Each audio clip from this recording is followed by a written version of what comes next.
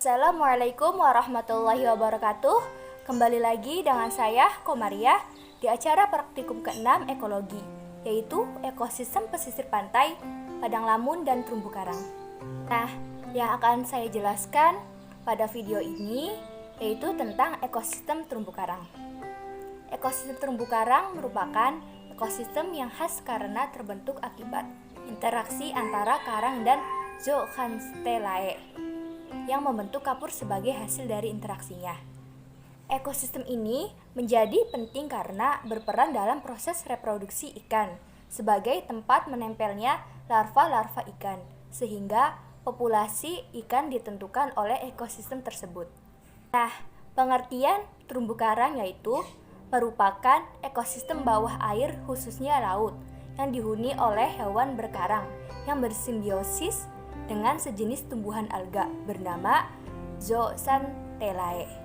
Terumbu karang adalah terumbu yang terbentuk dari kapur akibat adanya aktivitas karang. Kata terumbu memiliki pengertian yaitu sedimentasi kapur yang berasal dari karang hidup atau mati. Sementara arti dari kata karang adalah sekumpulan hewan yang dapat membentuk karang yang berasal dari ordo Scaearachninia yang berperan sebagai pembentuk utama terumbu. Nah, jenis-jenis karang dibagi menjadi dua. Yang pertama, karang hermatipik, dan yang kedua, karang ahermatipik.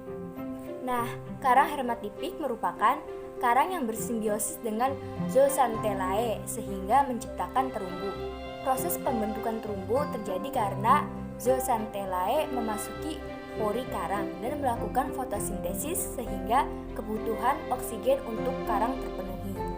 Nutrisi untuk kehidupan zooxanthellae dipenuhi oleh komponen inorganik yang dihasilkan karang seperti nitrat, fosfat, dan karbon dioksida.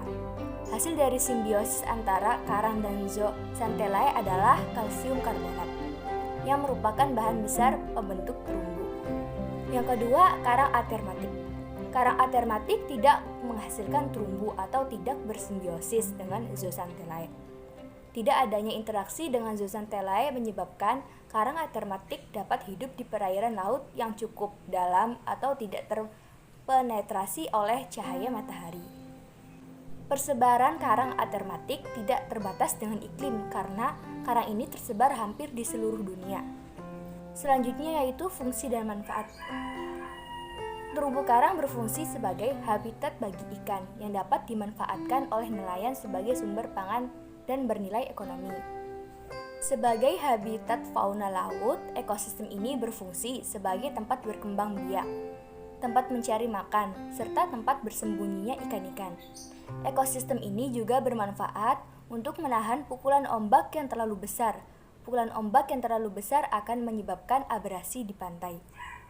Adanya ekosistem ini sebagai penghalang mampu untuk mengurangi pukulan ombak yang kencang sehingga pada saat ombak mencapai garsi pantai energinya tidak terlalu besar dan masih banyak lagi manfaat lainnya.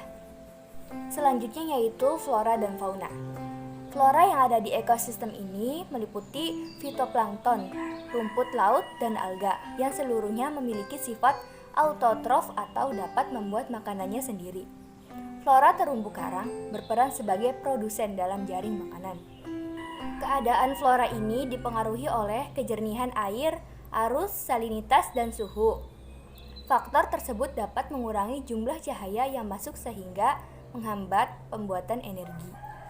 Fauna yang ada di ekosistem ini meliputi karang itu sendiri. Karang terdiri dari ribuan polip yang bergabung dalam satu koloni. Karang menjadi dasar kehidupan bagi fauna bahari lain, meliputi filum Cnidaria yang terdiri dari hidroid, ubur-ubur, dan anthozoa, krustasea yang terdiri dari udang, teretip, lobster, dan kepiting, moluska yaitu terdiri dari teripang, dan echinodermata yaitu bintang laut.